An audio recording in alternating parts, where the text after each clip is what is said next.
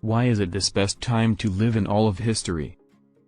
If we take a look back in the history of mankind and compare them with today, we can find many examples of the unequaled riches of this era. I'm not only talking about money. Let's look at some of these things. In 1330 only about 5% of the population could read or write.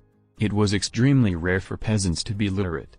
Some lords of the manor had laws banning serfs from being educated. It was usually only the sons from rich families that went to school. Learning a trade was the most common form of education for ordinary people. Around 90% of the world's population had completed a primary education in 2020, whereas only 66% had attained a secondary education. Child mortality. In our long history, how likely was it that our ancestors died as children? Historical studies suggest that around 1/4 of infants died in their first year of life and around half of all children died before they reached the end of puberty. It's only in the very recent past that we've seen dramatic improvements. Until the middle of the 20th century, infant mortality was approximately 40 to 60% of the total mortality. Excluding child mortality, the average life expectancy during the 12th to 19th centuries was approximately 55 years. If a medieval person survived childhood, they had about a 50% chance of living 50 to 55 years, instead of only 25 to 40 years. During the 20th century, life expectancy at birth increased from 48 to 74 years for men, and from 51 to almost 80 years for women. What was the most common disease in the Middle Ages? Common diseases were dysentery, malaria, diphtheria, flu, typhoid, smallpox and leprosy. When you had a bad tooth, it was pulled without anesthesia. Famine killed millions of poor people. Medical technology. Over the last 200 years the world medical knowledge has advanced at a phenomenal rate. We find new ways to treat ailments every year. X-ray, CAT scan, microscope, heart and blood pressure monitor, just to name a few.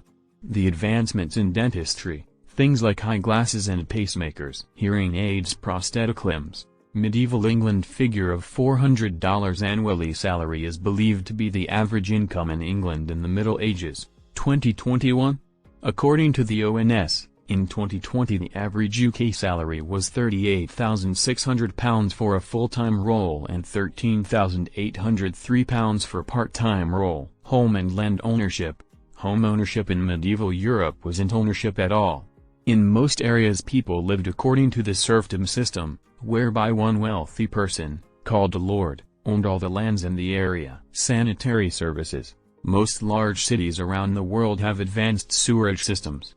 Most homes in developed cities have toilets and running water. Garbage collection, all of which have improved the quality of life and the health of its citizens.